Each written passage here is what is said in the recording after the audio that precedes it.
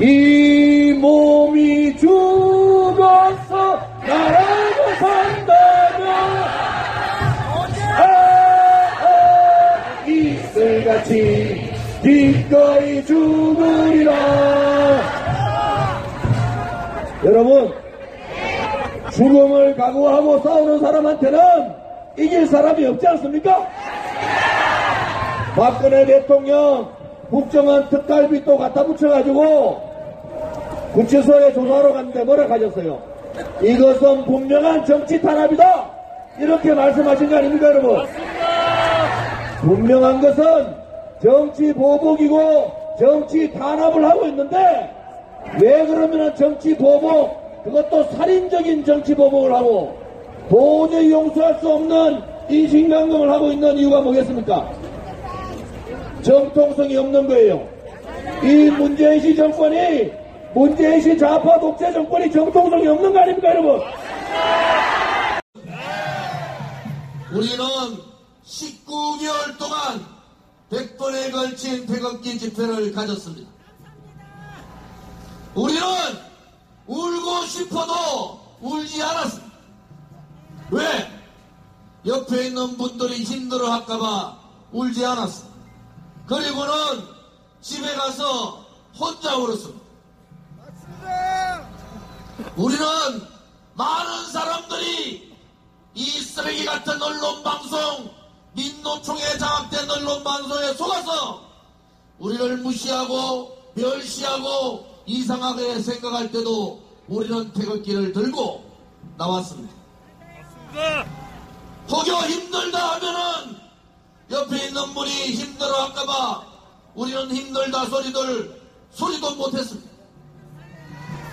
우리보다는 639일째 감옥에 계시는 박근혜 대통령을 생각하면은 울지도 못하고 힘들다 얘기도 못하고 집에 가서 그냥 울었습니다. 그것이 서울역의 태극기 집회입니다. 모든 국민들이 다 이 주사파 정권, 좌파 독재 정권한테 속을 때 우리는 진실을 얘기하고 정의를 얘기했습니다.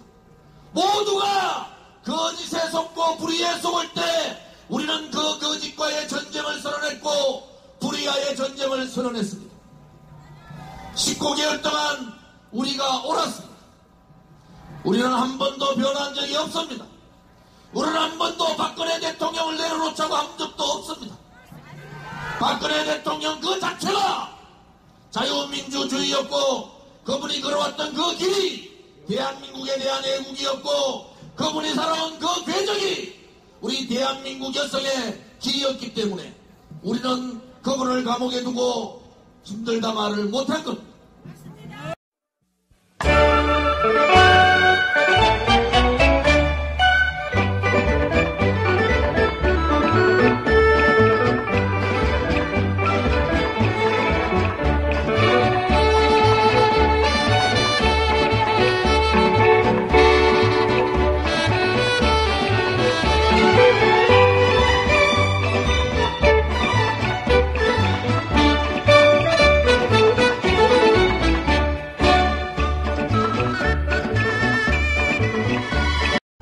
1949년 6월 미군이 남한에서 철수하자 김일성은 8월 다시 스탈린에게 남침을 허락받고자 했다. 하지만 스탈린은 여전히 전면전은 시기상조라 하여 허락하지 않았다. 그러자 김일성은 강원도 삼척 등 일부 지역만이라도 점령하고 싶다고 청했다. 스탈린은 북한의 무력 남침보다는 남한 내 빨치산의 무장 봉기에 의해 공산화를 꾀하라고 지시했고, 이에 따라 남노당은 9월에 남한 각 도시의 경찰서와 관공서, 군사령부에 대한 공격과 같은 전면 공세에 나섰다. 당시 개성, 옹진 등 38선 주변 지역에서는 빈번히 남북 간 전투가 벌어졌다. 우발적인 소규모 전투가 대규모 전면전으로 커질 수도 있었기 때문에 스탈린은 1949년 10월 김일성에게 38선 전투를 하지 말라고 지령을 내렸다. 이후 38선 전투는 소강 상태에 들어갔다.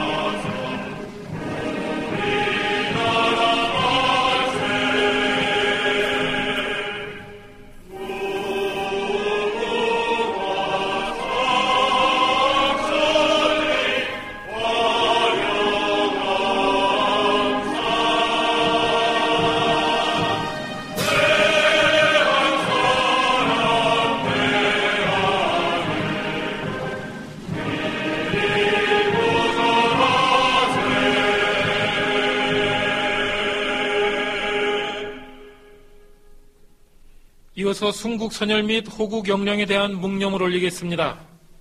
일동 묵념.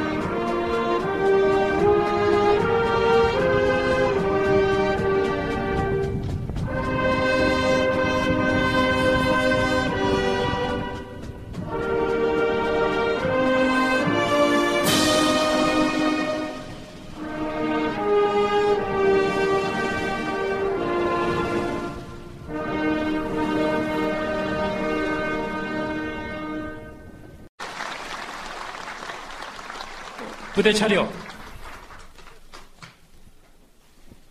부대 차렷. 다음은 대통령께서 축사를 하시겠습니다. 박근혜 대통령이 신임 장교들의 임관을 축하하는 축사를 하시겠습니다. 축사. 부대 열중시어. 부대 열중시어. 열중 샷.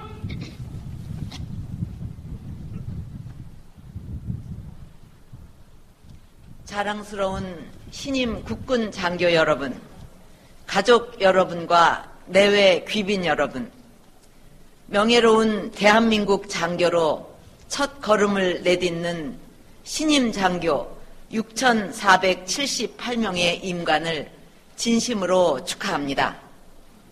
먼저 대한민국의 장교로서 높은 기백과 충정심과 사명감으로 힘들고 고된 교육과정을 무사히 마친 신임 장교 여러분에게 찬사를 보냅니다.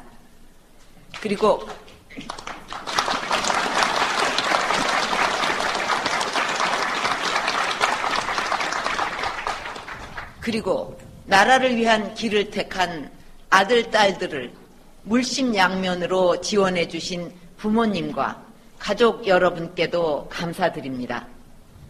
또한 나라가 필요로 하는 인재를 키워내기 위해 노력해 오신 각군의 교육 및 훈육 관계관 여러분, 그리고 육해공군 해병대 예비역과 원로들께도 감사를 드립니다.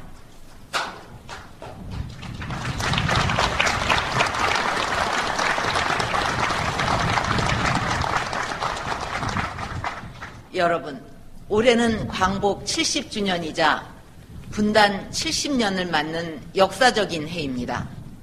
우리 민족은 하나된 마음으로 조국의 독립을 위해 투쟁하였고 함께 광복을 맞이하였으나 해방의 기쁨이 채 가시기도 전에 남과 북으로 분단된 채 갈등과 단절의 70년을 보내야 했습니다.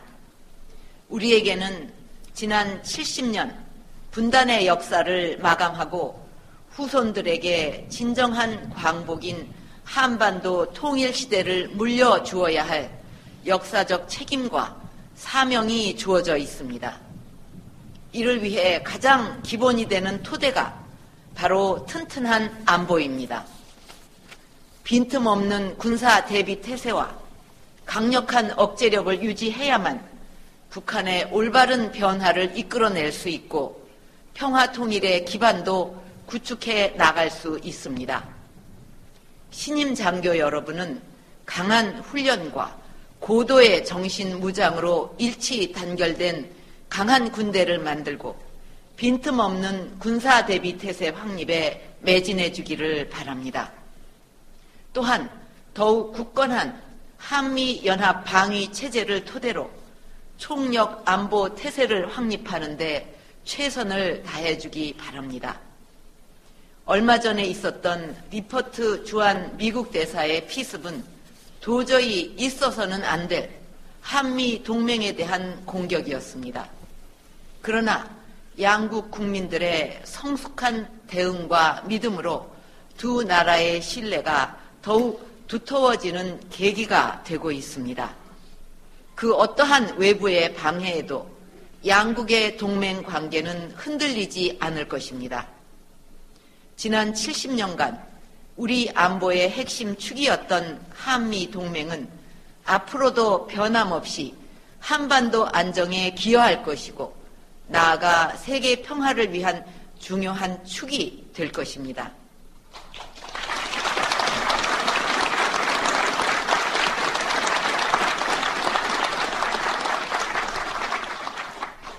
여러분, 지금 우리를 둘러싸고 있는 안보 환경은 급변하고 있고 안보 위협 양상 또한 갈수록 복잡해지고 있습니다.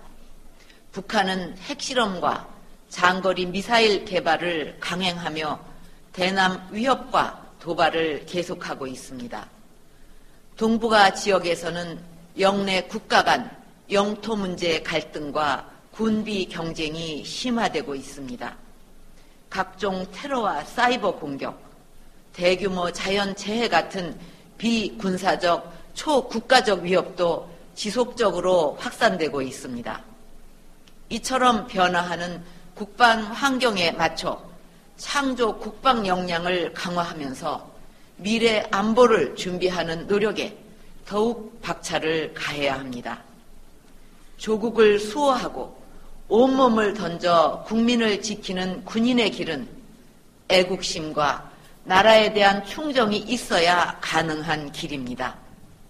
여러분의 선배들은 6.25 전쟁을 비롯한 숱한 국가 위기에서 목숨을 바쳐 나라를 지키며 조국 번영에 초석을 다졌고 이제는 해외 파병을 통해 당당하게 세계 평화에 이바지하고 있습니다. 나는 얼마 전 UAE에서 우리 청해부대, 아크 부대원들을 만나 힘든 환경 속에서도 당당히 임무를 완수하고 있는 모습을 보면서 정말 자랑스러웠고 큰 감동을 받았습니다. 여러분은 이러한 선배들의 애국심과 평화 수호 의지를 계승하고 더욱 발전시켜야 할 사명이 있습니다. 앞으로 여러분의 창의적인 생각과 도전 의식으로 우리 군의 변화와 발전을 주도하면서 한반도 통일 시대를 이끌어갈 주역이 되어주기를 바랍니다.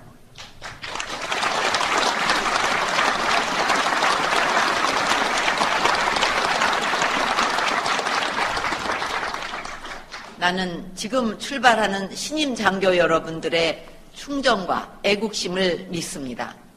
여러분이 우리 군의 든든한 초석이 될 것이라 확신하며 힘차게 전진할 수 있도록 지원을 아끼지 않을 것입니다.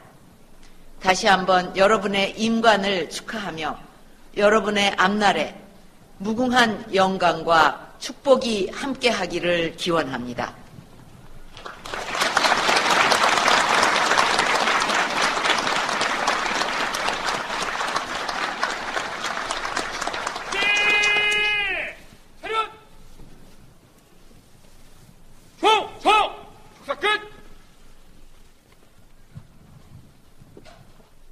신임 장교들의 임관을 축하하는 박근혜 대통령의 축사를 들으셨습니다. 열중! 첫! 다음은 오늘 임관하는 신임 장교들이 국가안보의 주역으로서 힘찬 출발을 다짐하는 동영상을 시청하시겠습니다. 앞에 보이는 전광판을 주목해 주시기 바랍니다.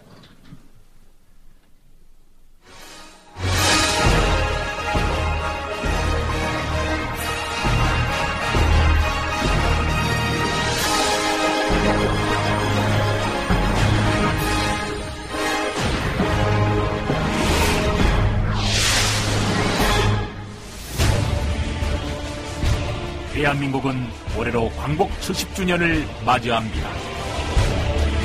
광일투쟁에 나섰던 광복군의 정통성을 이어받아 창설된 우리 국군은 1948년 대한민국 정부 수립과 함께 거듭나 국가의 성장과 그 발걸음을 같이 해왔습니다. 이제 국군은 우리의 군대에서 더 나아가 세계 평화에 기여하는 자랑스러운 강군으로 발전해 나가고 있습니다. 조국 수호의 숭고한 사명을 이어가며 대한민국을 지켜온 국군. 그 역사의 중심에는 언제나 뛰어난 지휘력과 통솔력을 발휘해온 장교들이 있었습니다. 1949년 6월 미군이 남한에서 철수하자 김일성은 8월 다시 스탈린에게 남침을 허락받고자 했다. 하지만 스탈린은 여전히 전면전은 시기상조라 하여 허락하지 않았다. 그러자 김일성은 강원도 삼척 등 일부 지역만이라도 점령하고 싶다고 청했다. 스탈린은 북한의 무력 남침보다는 남한 내 빨치산의 무장 봉기에 의해 공산화를 꾀하라고 지시했고, 이에 따라 남노당은 9월에 남한 각 도시의 경찰서와 관공서, 군사령부에 대한 공격과 같은 전면 공세에 나섰다. 당시 개성, 옹진 등 38선 주변 지역에서는 빈번히 남북 간 전투가 벌어졌다.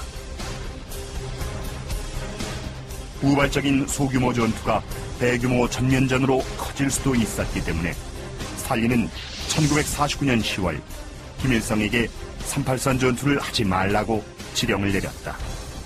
이후 38선 전투는 소강 상태에 들어갔다. 1949년 8월 소련이 핵실험에 성공하였고, 10월에는 마오쩌둥이 국공내전에서 승리하여 중국을 공산화하였다. 중국 공산화 시 미국이 개입을 포기하자 김일성은 북한의 남침 시에도 미국이 개입하지 않을 것이라고 낙관하였다. 김일성이 1950년 1월 소련 대사를 통해 남침 공격을 위한 스탈린과의 회담을 청하자 스탈린은 여전히 남침을 위해서는 철저한 준비가 필요하며 자신은 이 문제로 다시 김일성과 만날 용의가 있다고 답신하였다.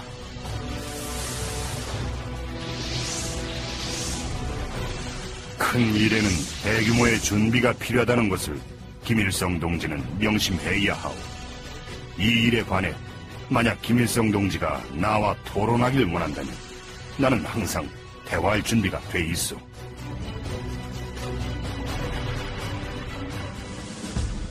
1950년 4월 초 김일성과 박헌영은 비밀리에 다시 모스크바를 방문하였다.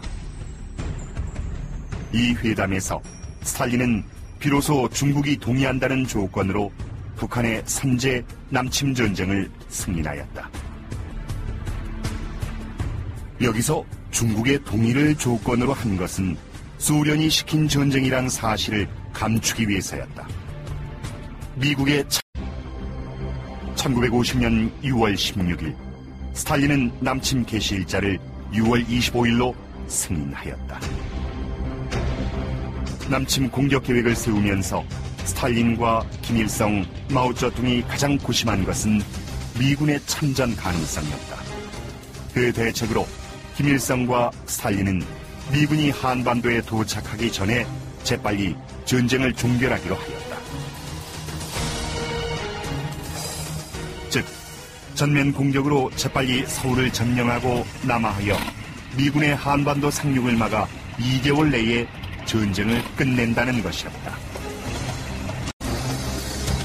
대한민국은 북한의 기습 남침에 대비하지 못하였다. 국군 지휘부는 북한의 병력과 무기의 대규모 이동 정보를 중대하게 받아들이지 않았다. 게다가 국군은 6월 초 사단장 등 지휘부의 대규모 인사 이동을 하였다. 또한 6월 23일부로 경계 강화 조치를 해제시켜 전방부대 병력의 3분의 1가량이 외출이나 농번기 휴가를 나갔다. 결과적으로 북한의 남침에 유리한 상황이 조성되었다.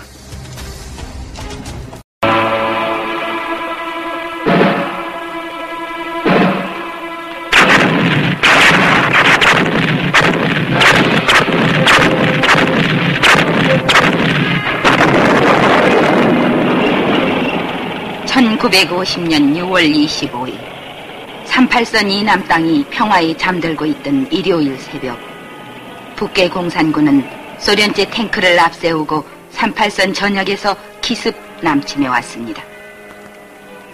남침 사흘 만인 6월 28일 서울은 짓밟혔습니다.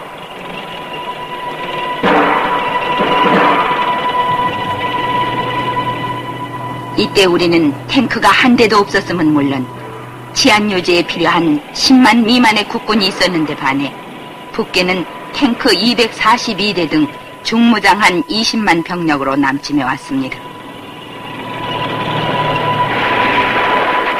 서울은 불바다가 되고 아닌 밤중에 도적을 만난 서울 시민들은 허겁지겁 피난을 갔습니다.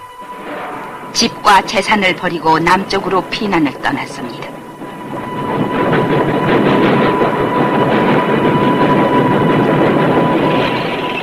붉은 무리의 탱크는 후퇴하는 국군을 쫓아 한강을 건너 쳐내려갔습니다.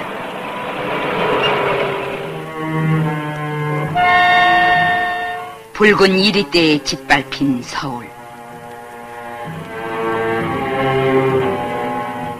한강 다리가 끊어지는 바람에 미처 피난 못 간 시민들은 강제 노동에 죽을 고생을 하고 6.25 이전에 공산당을 거부한 자유민주의 지식인들이나 종교인들은 반동분자라 해서 인민재판이라는 허울 속에 무차별 학살당했습니다.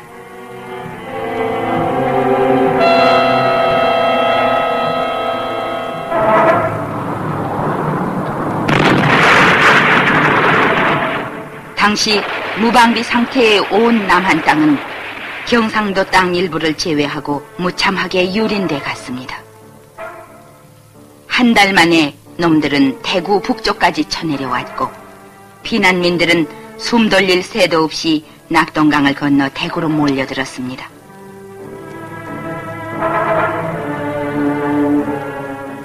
여기는 포항. 아군의 낙동강 방어선 안에 있던 동해안의 이곳 포항으로 공산군은 이른바 8월 총공세를 퍼부었습니다. 시가지는 잿더미로 변했습니다. 해수욕장이던 이 해변에서 피난민들은 목숨을 부지하기에 바빴습니다. 이곳은 지금의 포항 종합제철이 들어선 자리입니다.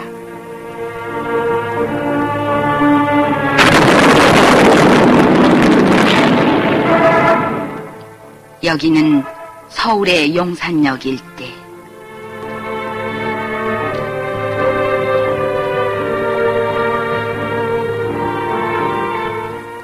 그때의 염춘교 9월달이.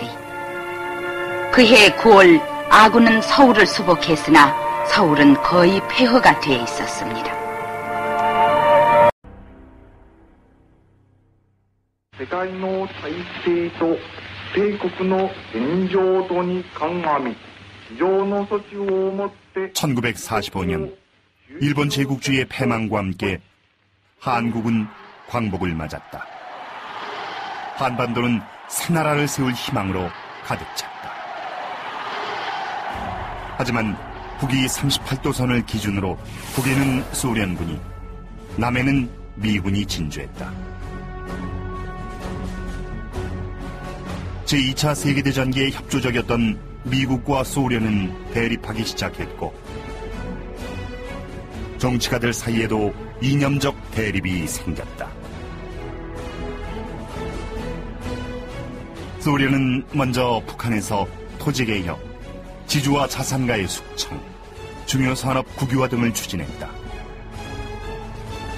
연합국이 통일국가를 수립할 방안으로 마련한 미소 공동위원회는 신탁 통치 문제 등을 둘러싼 좌우의 대립 끝에 결렬됐다.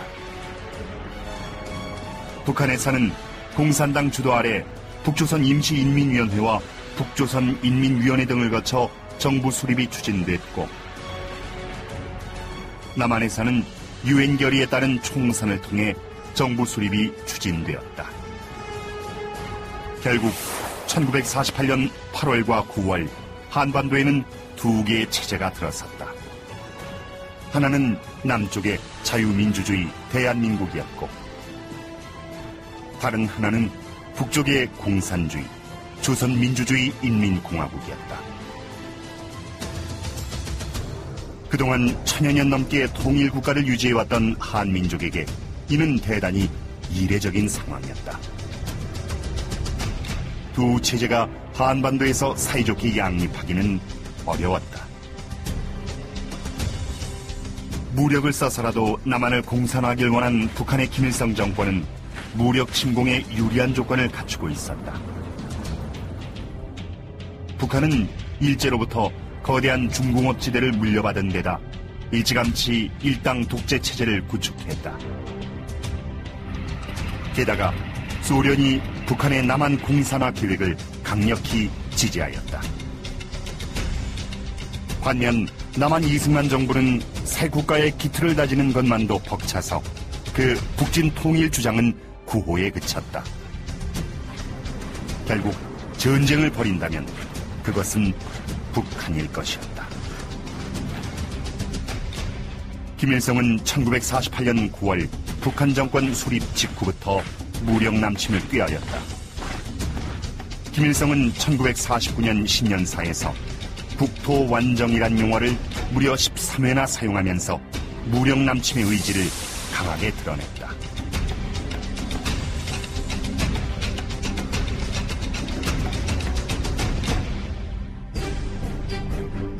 김일성은 1949년 3월 소련을 방문하여 스탈린에게 무력 남침 계획을 타진했다. 그러나 스탈린은 아직 북한의 전력이 압도적이지 않다고 하여 남침 계획을 만류하고 더 철저한 준비를 독려하였다. 스탈린은 북한의 소총 15,000정, 각종 포 139문, T-34 전차 87대, 항공기 90대 등 무기를 지원하였다. 조선민주주의 인민공화국 정부 대표단은 우리에게 준 뜨거운 환영과 만족한 교섭 결과에 대하여 소련 정부와 스탈린 대원수에게 진심으로 감사를 드립니다. 위대한 소련 인민과 조선 인민과의 영구불멸한 신선 만세, 영웅적 소련 인민이 위대한 수령이시며 조선의 인민의 친근한 부신 스탈린 대원수 만세. 스탈린은 김일성에게 남침 전쟁 문제를 중국의 마오쩌둥과도 협의하라고 지시하였다. 이에 1949년 4월 말에 북한 대표가 중국을 방문하여 스탈린과의 협의 결과를 알리자 마오쩌둥 역시 잠시 전쟁을 유보할 것을 권하고 남침 준비차 중국인민해방군 내 조선인 2개 사단을 넘겨주었다. 1949년 6월 미군이 남한에서 철수하자 김일성은 8월 다시 스탈린에게 남침을 허락받고자 했다. 하지만 스탈린은 여전히 전면전은 시기상조라 하여 허락하지 않았다. 그러자 김일성은 강원도 삼척 등 일부 지역만이라도 점령하고 싶다고 청했다. 스탈린은 북한의 무력 남침보다는 남한 내 빨치산의 무장 봉기에 의해 공산화를 꾀하라고 지시했고, 이에 따라 남노당은 9월에 남한 각 도시의 경찰서와 관공서, 군사령부에 대한 공격과 같은 전면 공세에 나섰다. 당시 개성, 옹진 등 38선 주변 지역에서는 빈번히 남북 간 전투가 벌어졌다. 우발적인 소규모 전투가 대규모 전면전으로 커질 수도 있었기 때문에 스탈린은 1949년 10월 김일성에게 38선 전투를 하지 말라고 지령을 내렸다. 이후 38선 전투는 소강 상태에 들어갔다. 1949년 하반기에 들어 공산진영을 북돋우는 방향으로 정세가 변화했다. 1949년 8월 소련이 핵실험에 성공하였고, 10월에는 마오쩌둥이 국공내전에서 승리하여 중국을 공산화하였다. 중국 공산화 시 미국이 개입을 포기하자 김일성은 북한의 남침 시에도 미국이 개입하지 않을 것이라고 낙관하였다. 김일성이 1950년 1월 소련 대사를 통해 남침 공격을 위한 스탈린과의 회담을 청하자 스탈린은 여전히 남침을 위해서는 철저한 준비가 필요하며 자신은 이 문제로 다시 김일성과 만날 용의가 있다고 답신하였다.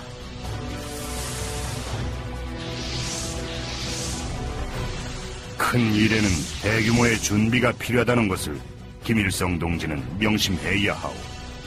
이 일에 관해 만약 김일성 동지가 나와 토론하길 원한다면 나는 항상 대화할 준비가 돼 있어.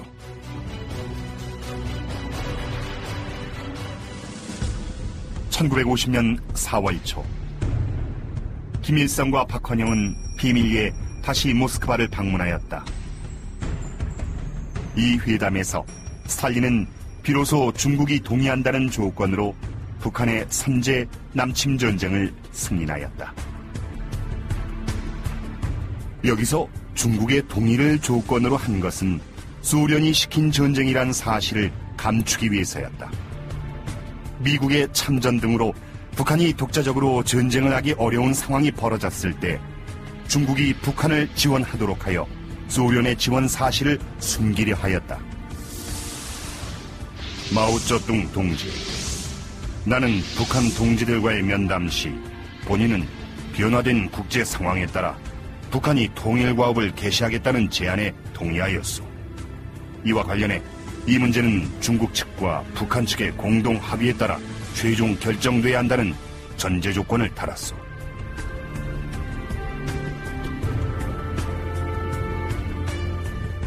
마오쩌둥은 북한의 남침을 지원하기보다는 먼저 대만을 공산화하고 싶었다. 그러나 그는 스탈린의 결정을 반대할 입장이 아니었기에 김일성을 지원하기로 동의하였다. 1949년 6월 미군이 남한에서 철수하자 김일성은 8월 다시 스탈린에게 남침을 허락받고자 했다. 하지만 스탈린은 여전히 전면전은 시기상조라 하여 허락하지 않았다. 그러자 김일성은 강원도 삼척 등 일부 지역만이라도 점령하고 싶다고 청했다. 스탈린은 북한의 무력 남침보다는 남한 내 빨치산의 무장 봉기에 의해 공산화를 꾀하라고 지시했고, 이에 따라 남노당은 9월에 남한 각 도시의 경찰서와 관공서, 군사령부에 대한 공격과 같은 전면 공세에 나섰다. 당시 개성, 옹진 등 38선 주변 지역에서는 빈번히 남북 간 전투가 벌어졌다. 우발적인 소규모 전투가 대규모 전면전으로 커질 수도 있었기 때문에 스탈린은 1949년 10월 김일성에게 38선 전투를 하지 말라고 지령을 내렸다. 이후 38선 전투는 소강 상태에 들어갔다. 1949년 하반기에 들어 공산 진영을 북돋우는 방향으로 정세가 변화했다. 1949년 8월 소련이 핵실험에 성공하였고 10월에는 마오쩌둥이 국공내전에서 승리하여 중국을 공산화하였다. 중국 공산화 시 미국이 개입을 포기하자 김일성은 북한의 남침 시에도 미국이 개입하지 않을 것이라고 낙관하였다. 김일성이 1950년 1월 소련 대사를 통해 남침 공격을 위한 스탈린과의 회담을 청하자 스탈린은 여전히 남침을 위해서는 철저한 준비가 필요하며 자신은 이 문제로 다시 김일성과 만날 용의가 있다고 답신하였다.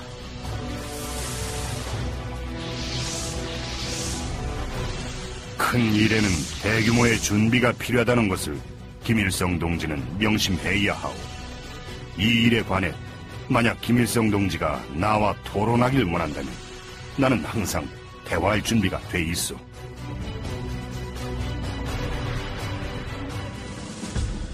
(1950년 4월 초) 김일성과 박헌영은 비밀리에 다시 모스크바를 방문하였다. 이 회담에서 스탈린은 비로소 중국이 동의한다는 조건으로 북한의 선제 남침 전쟁을 승인하였다. 여기서 중국의 동의를 조건으로 한 것은 소련이 시킨 전쟁이란 사실을 감추기 위해서였다. 미국의 참전 등으로 북한이 독자적으로 전쟁을 하기 어려운 상황이 벌어졌을 때 중국이 북한을 지원하도록 하여 소련의 지원 사실을 숨기려 하였다. 마오쩌둥 동지, 나는 북한 동지들과의 면담 시 본인은 변화된 국제 상황에 따라 북한이 통일과업을 개시하겠다는 제안에 동의하였소. 이와 관련해 이 문제는 중국 측과 북한 측의 공동 합의에 따라 최종 결정돼야 한다는 전제 조건을 달았소.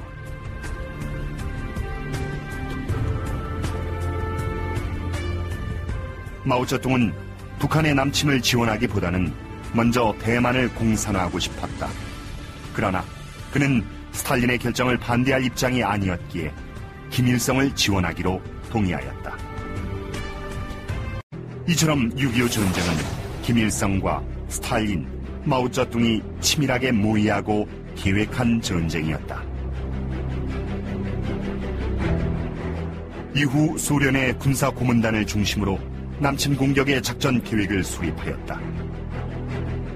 단계에서는 서울 지역을 점령하고 두 번째 단계에서는 대전까지 지역을 점령하고 세 번째 단계에서는 부산 지역까지 완전히 점령하는 이러한 작전 계획이 소련 말로 작성이 되어 있습니다. 그래서 1950년 6월 16일 스탈린은 남침 개시 일자를 6월 25일로 승인하였다. 남침 공격 계획을 세우면서 스탈린과 김일성, 마오쩌둥이 가장 고심한 것은 미군의 참전 가능성이었다. 그 대책으로 김일성과 스탈린은 미군이 한반도에 도착하기 전에 재빨리 전쟁을 종결하기로 하였다. 즉, 전면 공격으로 재빨리 서울을 점령하고 남하하여 미군의 한반도 상륙을 막아 2개월 내에 전쟁을 끝낸다는 것이었다. 대한민국은 북한의 기습 남침에 대비하지 못하였다. 국군 지휘부는 북한의 병력과 무기의 대규모 이동 정보를 중대하게 받아들이지 않았다. 게다가 국군은 6월 초 사단장 등 지휘부의 대규모 인사 이동을 하였다. 또한 6월 23일부로 경계 강화 조치를 해제시켜 전방부대 병력의 3분의 1가량이 외출이나 농번기 휴가를 나갔다. 결과적으로 북한의 남침에 유리한 상황이 조성되었다.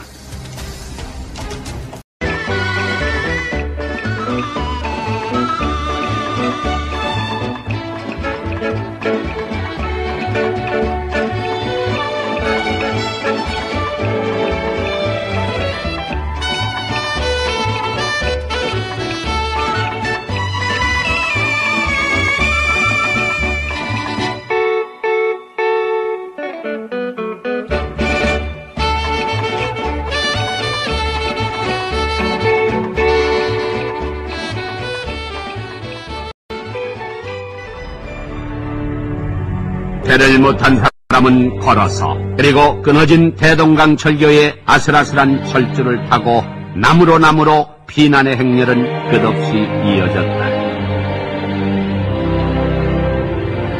해가 바뀐 1951년 1월 4일에는 다시 서울을 비워두고 떠나야 했다. 얼어붙은 한강을 건너 남으로 향하는 피난 행렬. 이것은 지금의 마포대교다.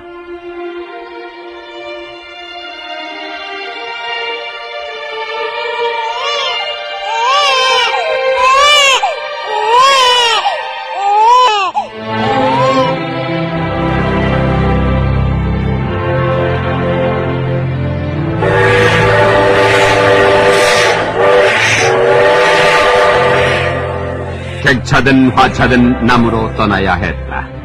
북한 지역에서 올라온 피난민을 합해 수백만의 동포가 고난의 길을 가고 있었다.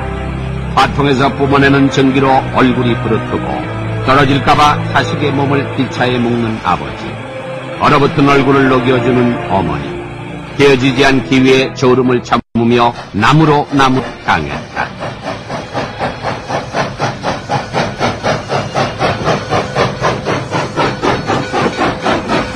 반겨줄 사람도 없고 오라는 곳도 없었다. 오직 자유를 찾아 나선 민족의 대이동이었다. 현재 전쟁을 경험하지 못한 세대는 전 국민의 70%가 넘는다. 경험하지 못한 세대가 이 참상을 어떻게 해석할 것인가? 살아야 한다. 살아서 고향에 돌아가야 한다. 그리고 부모 형제와 다시 만나야 한다.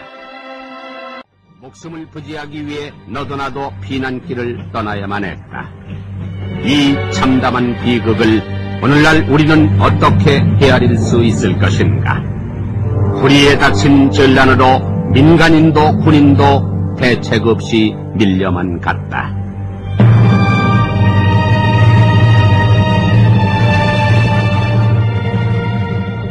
이것은 추석을 하루 앞둔 장거리의 풍경입니다. 풍성진 햇과일, 햅쌀, 물건 흥정하는 어머니들, 아버지들, 물건과 사람이 빈틈없이 들어찬 시장에는 명절의 기분이 넘쳐 흘렀습니다. 8월이라 한가위 조상님께 제지내고 성묘하는 날, 하루의 벌이를 쉬고 절치한 상점가는 쓸쓸하기 짝이 없었습니다. 비개인 오후의 서울 거리에는 새옷 입은 어린이들이 이곳저곳 몰려다니며 늘뛰는 모습도 보였습니다. 모처럼 맞은 명절의 하루를 영화로 즐겨보려는 영화 팬들은 극장마다 초만원을 이루었습니다. 한편 비나리는 쓸쓸한 공동묘지에는 조상의 공덕을 추모하며 벌초의 정성을 드리는 사람들도 여기저기 보였습니다.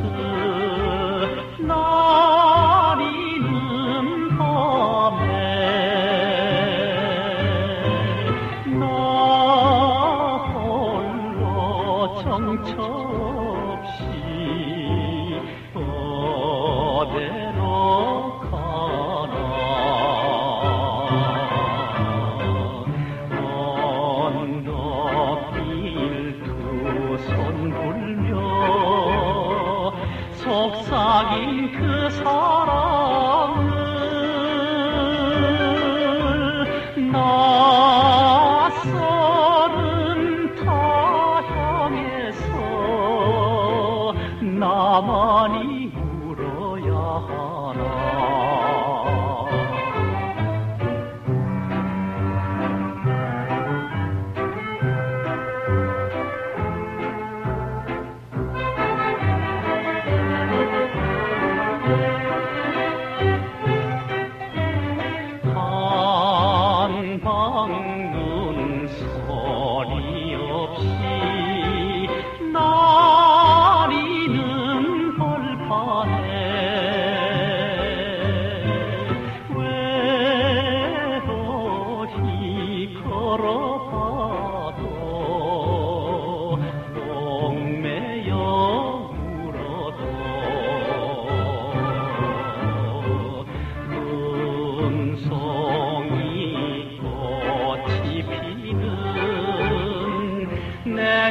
세상 불러봐도 한 성이 타향소리 이다지 나를 울리나.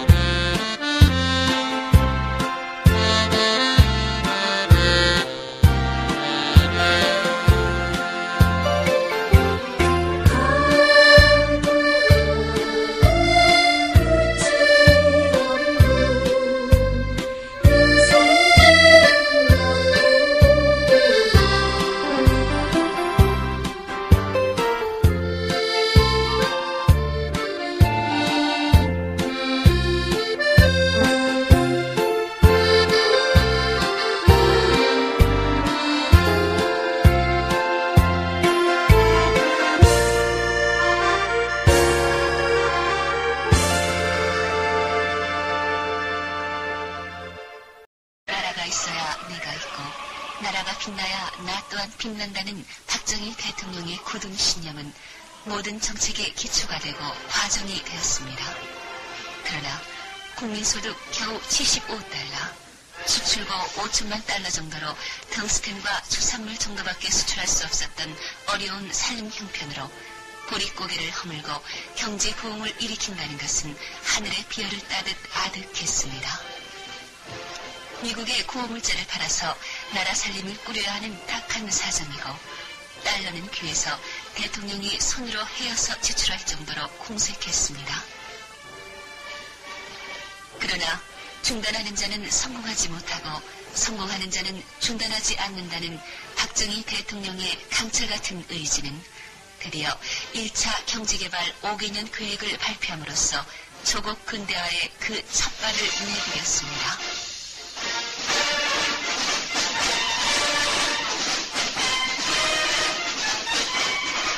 원조 경제를 탈피하고 자립 경제 기반을 다지기 위한 박정희 대통령의 집념은 드디어 울산의 태화 강변에 국토 종합개발의 첫 고동소리를 메아리치게 했습니다.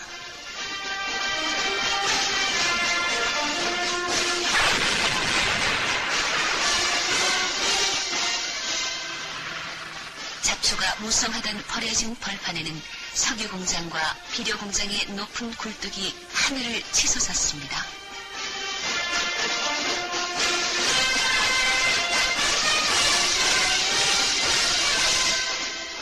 있는 것이라고는 실업자와 가난뿐인 나라 형편이었습니다. 박정희 대통령은 바로 그 노는 인력을 자원으로 경제개발을 시작한 것입니다. 산업체의 지방분산도 바로 그 할 일 없이 잠으로부터 깨워서 종합적인 개발의 기치를 높이 들어 삼천리 반도의 지도를 달라지게 만들었습니다. 북평에 세워진 시멘트 공장입니다. 우리나라 유일의 자원인 시멘트를 우리 손으로 만들어서 시멘트 수입에 소요되는 외화를 절약했습니다. 제주도에 세워진 포도당 공장입니다. 인천에 건설된 동양화학 소다회 공장입니다.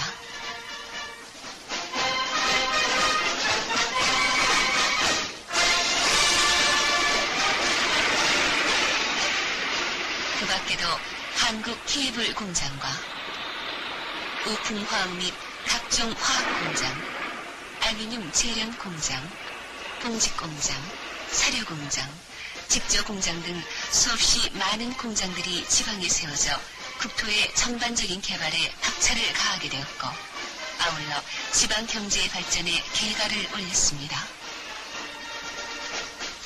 그 밖에도 풍배의 균등으로 고루 잘 사는 세상이 되게 하려고 밤낮이 모자라는 박 대통령의 끈질긴 노력은 계속 기적을 낳았습니다.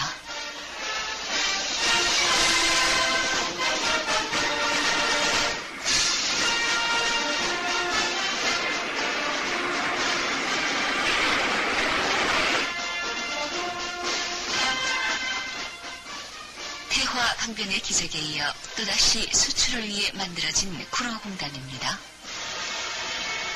6.25 사변으로 인하여 대부분 소실되었던 우리나라의 공장들은 그 규모가 영세하여 수출은 꿈도 꾸지 못하는 실정이었습니다.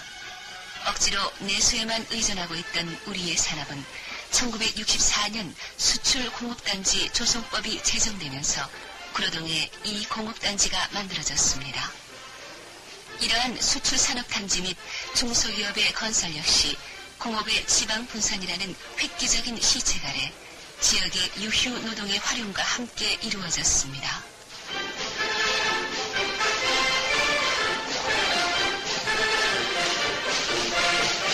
이 대담한 혁신은 새로운 상품 개발로 앞질러가는 세계 수류에 우리도 자신있게 어깨동무할 수 있도록 자리를 굳혔습니다. 이리하여 보릿고개의 험한 출령은 서서히 무너져 내리기 시작했습니다.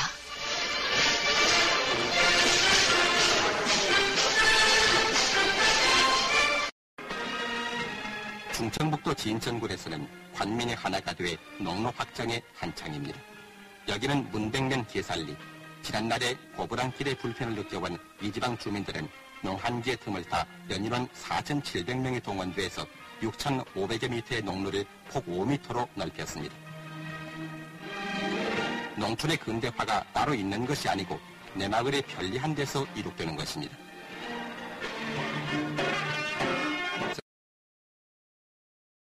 제4회 합동 수연잔치를 가졌습니다. 이 합동 수연잔치는 살림이 어려워 회가변을 못 가지는 노인들 400여 명을 초청해서 잔치를 베풀고 귀염둥이 어린이들의 노래와 춤으로 즐겁게 해주어 잠시나마 노인들의 웃음꽃을 활짝 피게 했습니다. 얼굴이 보이기 때문에 좀 더 얘기를 하려고 합니다. 학생들, 지금 정치인들이 국회에서 나왔거든요. 내용도 모르고 덮어놓고 결의에 나가서 무슨 불안카드를 들고 무슨 학교에서 선포대회를 하고 무슨 정부 물러가라, 내국 하는 정부 물러가라. 난 저런 짓을 하는 게 나는 학생 대원들에게 솔직히 오늘 이 자리에서 얘기해보겠나. 대원들이 앞으로 이 나라의 주인공이 되자면 적어도 10년 내지 20년 후에 아니면 대원들이 이 나라의 주인공이 되는 것입니다. 대원들의 시대가 오는 것입니다. 오늘 이 시대에는 우리들 기상세대가 모두 것을 책임을 지고 여러분들 못지않게 말하지 않은 것을 걱정을 하고 분석을 하고 노력을 하고 있다는 것을 여러분들은 잊어서는 안 되는 것입니다. 내가 학생 여러분들을 절대 무시해서 하는 것이 아니라 나도 여러분들과 같이 한 20대 젊은 시절에 학생 시절에 생각을 지금 가고 있는데 여러분들은 아직까지도 공부를 하고 배워야 되고 모든 것을 수양을 해야 되고 자기의 실력을 수양할 수 있습니다. 4.19 정신 운운하고 나옵니다. 여러분들이 상대라 4.19 당시에 거리에 나와서 한국의 민주주의를 다시 지키기 위해서 뛰어난 그 정신은 그야말로 100년에 한 분, 500년에 한 분 있을까 말까 한 이런 숭고한 정신인 것입니다. 어떠한 사소한 정치적인 문제가 국회나 사회에서 논의가 될 때 그 문제 하나하나를 들고 학생들이 거리에 뛰어나와서 그것이 4.19 정신이라고 이렇게 떠든다면 그야말로 4.19 정신을 더 이상 더 보독할 하는 그런 무엇이 없을 뿐더러 4.19 정신은 절대 그것이 아니다. 작년 연말에 내가 독일에 방문했을 때 독일 대통령 루테 씨가 매일 첫날 저녁에 나를 만난 사람들과 지금도 있습니다. 기억을 하고 있습니다. 한국엔 왜 학생들이 거리에 뛰어나와서 정치 문제에 대해서 자꾸 간섭하기 좋아합니까? 나한테 이렇게 질문합니다.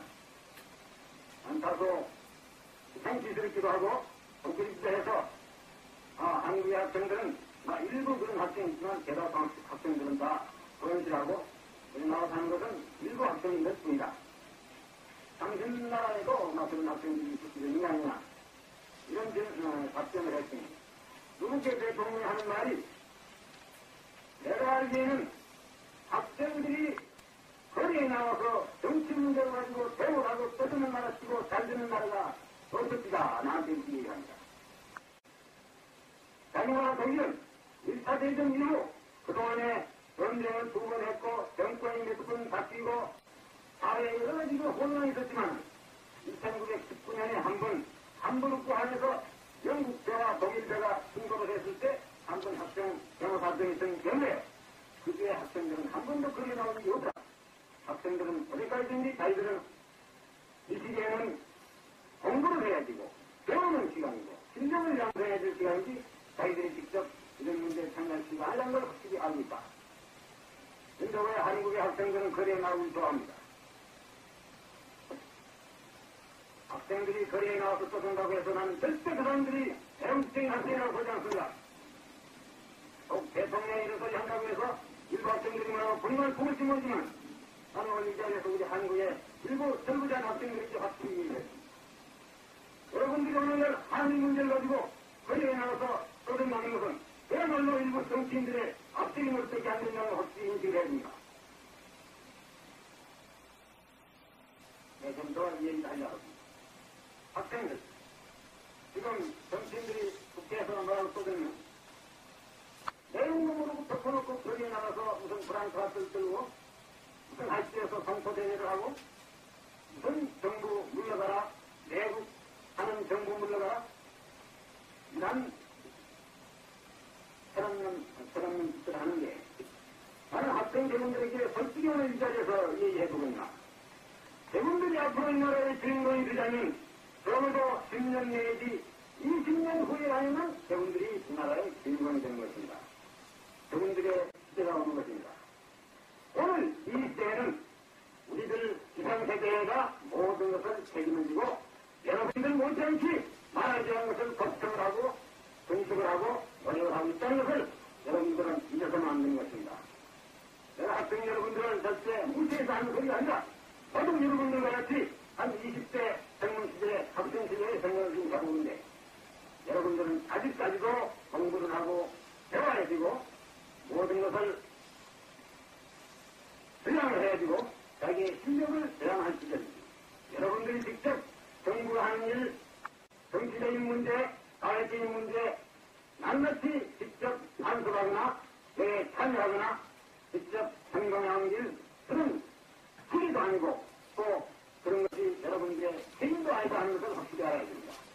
그런데 지금 학생들은 4.19 정신 운운하고 나옵니다. 여러분들이 상대라 4.19 당시에 거리에 나와서 한국의 민주주의를 다시 지키기 위해서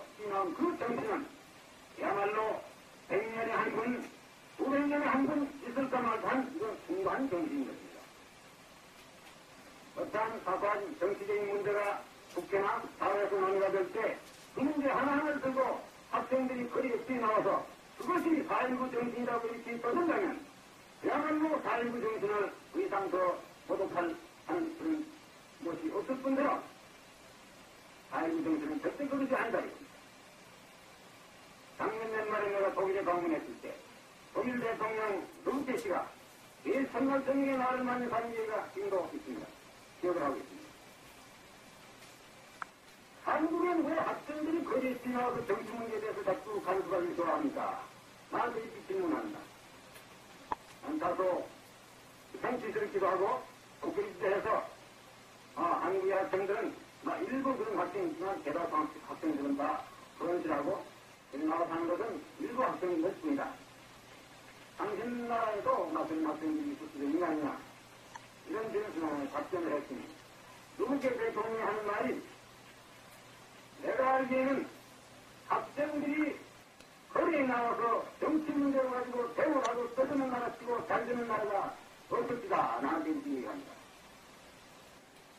자기나라 독일은 1차 대전 이후 그동안에 전쟁을 2번 했고 정권이 몇 번 바뀌고 사회에 여러 가지로 혼란이 있었지만 1919년에 한번 함부르크 안에서 영국배와 독일배가 충돌을 했을 때 한 번 영어사병이 있었기 때문에 그때 학생들은 한 번도 거리에 나온 일이 없다.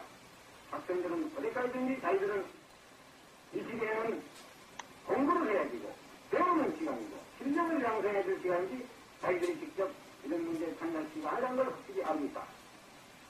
그런데 왜 한국의 학생들은 거리에 나오기 좋아합니다. 학생들이 거리에 나와서 떠든다고 해서 나는 절대 그 사람들이 대응적인 학생이라고 보지 않습니다. 대통령이 이래서 한다고 해서 일부 학생들이 말하고 분노를 품을지 모르지만 나는 오늘 이 자리에서 우리 한국의 일부 절부자한 학생들이 확실히 얘기했습니다.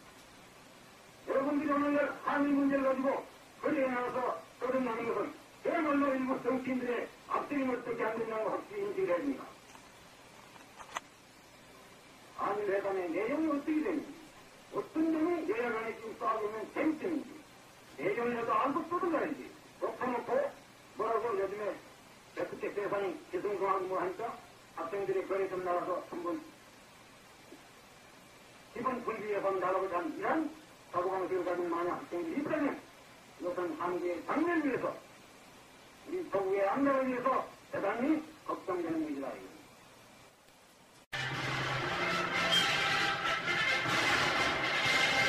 안녕하시와 한국 양국기가 나붙기는 온시 괴력 국제공항에 도착 사람에서 내린 박 대통령은 20발의 예쁘가 울려 퍼진 가운데 외국의 서부조들 대통령과 베가르트 수상을 비롯한 여러 정부 요인들과 인사를 나눴습니다.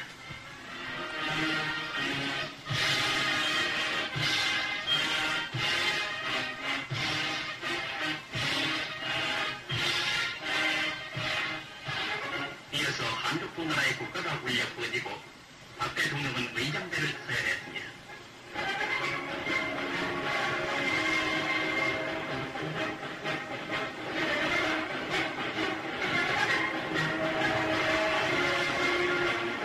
박 대통령의 방북은 양국의 우호정진에 새로운 계기를 마련할 듯 했습니다. 환영식에 이어서 손에 태극기를 든 미국 교포들의 뜨거운 환영 속에 박 대통령은 400명의 경찰과 15대의 모터사이클의 경호를 받으며 미국의 대통령과 동승 숙소인 오프 호텔로 향했습니다.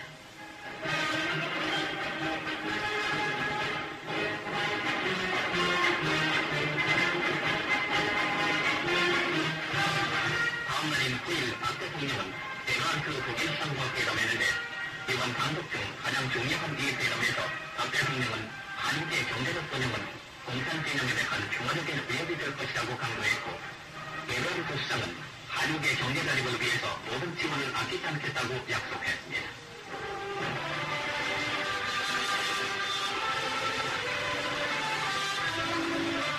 베가르트 독일 수상과의 회담 등 각종 일정을 보내면서 11일은 한보름 방산을 방문했습니다.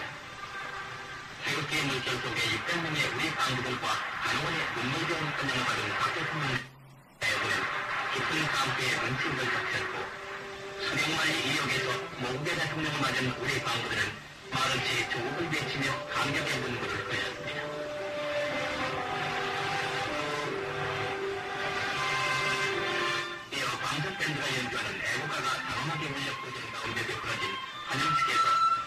대통령은 고선을 내게 남들과 같은 번영의 투전이라도 닦아놓추고 말했습니다.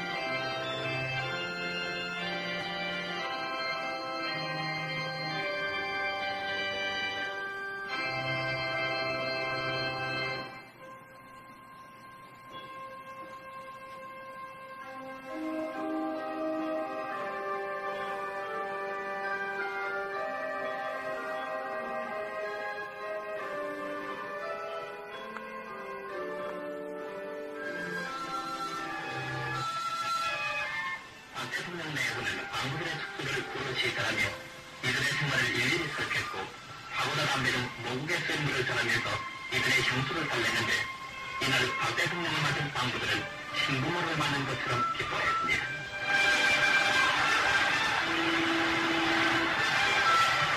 자연강의 비상은 결코 시작이 아니라 이러한 독일 국민의 노력으로서 이루어진 시장적인 결과요 목적이라는 것을 나는 확인하였습니다. 다시 말씀드리자면 독일의 모든 기적은 바로 독일의 결과 자체인 것입니다.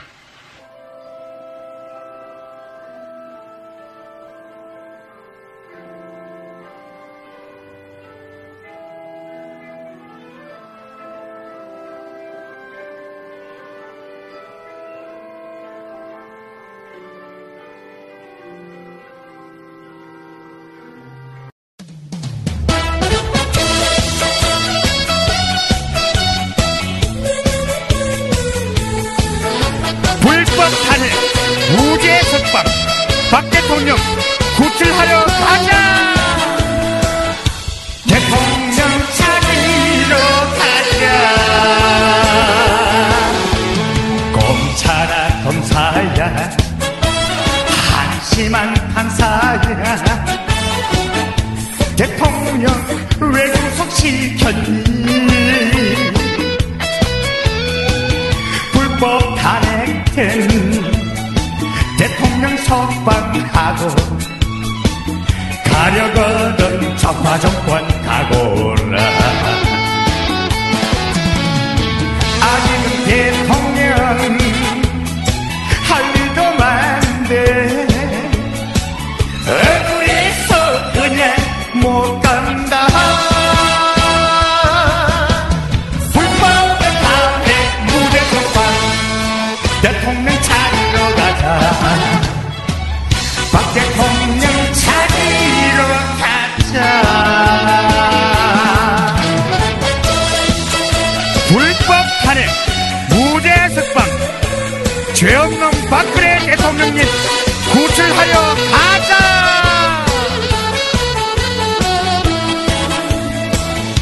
대통령 찾으러 가자. 검찰아 검사야 한심한 판사야 대통령 왜 구속시켰니. 불법 탄핵된 대통령 석방하고 가려거든 좌파 정권 가고라.